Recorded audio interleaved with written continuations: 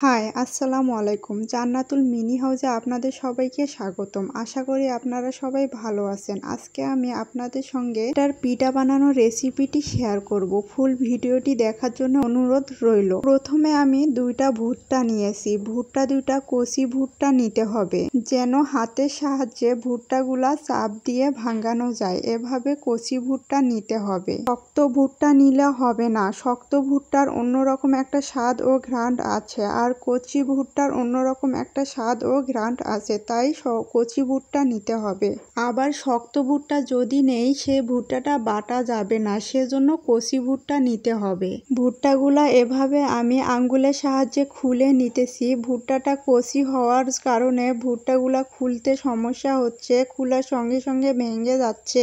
যদি ভুট্টার দানাগুলা বড় হইতো, পরিপাক্ব হইতো, তাহলে অনেক সহজে খোলা যাইতো। কচি ভুট্টা হওয়ার কারণে খুলতে অনেক সমস্যা হচ্ছে এবং চাপ দিলে দুধের মতো আটালো একটা রস বের হয়ে আসতেছে, এমন ভুট্টা নিতে হবে। ভুট্টাগুলা খুলানো হয়ে গেছে। এখন একটা বাটিতে ভুট্টাগুলাকে পানি দিয়ে সুন্দরভাবে ধুয়ে নিলাম।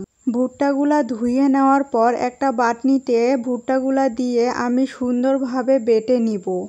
আপনারা চাইলেও দানাদার ভুট্টাগুলা ব্লেন্ডারেও বেটে নিতে পারেন। আমি বাটনিতেই বেটে নিলাম। ভুট্টাগুলা এমনভাবে বাটতে হবে যেন সবগুলা ভুট্টা মিহি হয়ে যায় এবং দানাদার না থাকে, এমনভাবেই বাটতে হবে। ভুট্টার দানাগুলা যত ভালোভাবে বাটা হবে, তত বেশি ভালো পিঠাটা সফট হবে। আমি এভাবে সুন্দর করে ভুট্টার দানাগুলা বেটে নিলাম। দেখতেই পাচ্ছেন কত সফট হয়েছে। দানাগুলা বাটা হয়ে গেছে। এখন অন্য একটা বাটিতে উঠিয়ে নিব বাটানো ভুট্টাগুলা বাটা হয়ে গেলে এরপর আমি কিছু গোলমরিচ বেটে নিব। আমি গোলমরিচগুলা দিতেছি পিঠার মাঝে যেন একটা স্বাদ বা অন্যরকম একটা ঘ্রাণ চলে আসে, সেজন্য গোলমরিচগুলো আমি দিতেছি। আপনারা চাইলে নাও দিতে পারেন, স্কিপ করতে পারেন। গোলমরিচগুলো আমার বাটা হয়ে গেলে মিহি করা ভুট্টার মাঝে সেটা দিয়ে দিব। এরপর চালের আটা 2 কাপের মতো দিয়ে দিব। আপনারা চাইলে এখানে ময়দার আটাও ব্যবহার করতে পারেন। 1 চিমটি লবণ দিব। লবণ দেওয়ার জন্যও এখানে স্বাদ চলে আসে, আপনারা চাইলে নাও দিতে পারেন। এবং পরিমাণ মতো চিনি দিব। আপনারা যে যেমন মিষ্টি খান তেমন চিনি দিতে পারেন। সব শেষে পানি দিয়ে সবগুলা উপকরণ ভালোভাবে মিশিয়ে নিব। এমনভাবে মিশিয়ে নিব যেন পাতলা না হয়ে যায়, আবার ভারীও না হয়ে যায়। আপনারা দেখতেই পাচ্ছেন আমার এটা স্বাভাবিক আছে, এভাবে মেশাতে হবে। মেশানো আমার হয়ে গেছে। এখন চুলার মধ্যে কড়াই বসিয়ে আগুন ধরিয়ে দিলাম।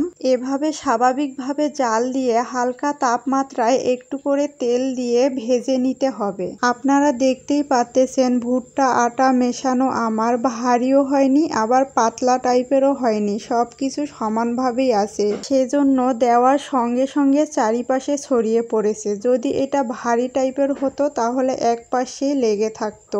পিঠার গায়ের কালার দেখেই বোঝা যাচ্ছে আমি হালকাভাবে জাল দিয়ে পিঠাটা এপিট ওপিট করে ভেজে নিতেছি।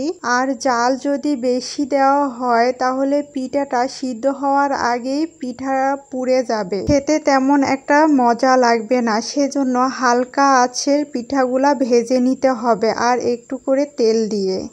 আপনারা যদি আমার চ্যানেলটির নতুন হয়ে থাকেন তাহলে সাবস্ক্রাইব করবেন আমার চ্যানেলটি এবং পাশে থাকা বেল আইকনটি ক্লিক করবেন যেন আমার নতুন নতুন ভিডিও সর্বপ্রথম আপনাদের কাছে পৌঁছে যায়। পিঠার কালারটা অনেক সুন্দর দেখা যাচ্ছে, না জানি খেতে আরো কত মজা লাগবে। আপনারা এই ভুট্টার পিঠাটি কে কে খেয়েছেন তা কমেন্টে জানিয়ে দিবেন এবং অন্যান্য কি কি ভুট্টার রেসিপি আছে সেটিও জানিয়ে দিবেন কমেন্ট বক্সে। আমার মনে হয় এই ভুট্টার পিঠার রেসিপিটি এর আগে কেউ বানায়নি, তাই আপনাদের কাছে অনুরোধ রইল আপনারাও একদিন এই পিঠাটি বাসায় বানিয়ে খেয়ে কমেন্টে জানিয়ে দিবেন আসলেই পিঠাটা খেতে কেমন লেগেছে।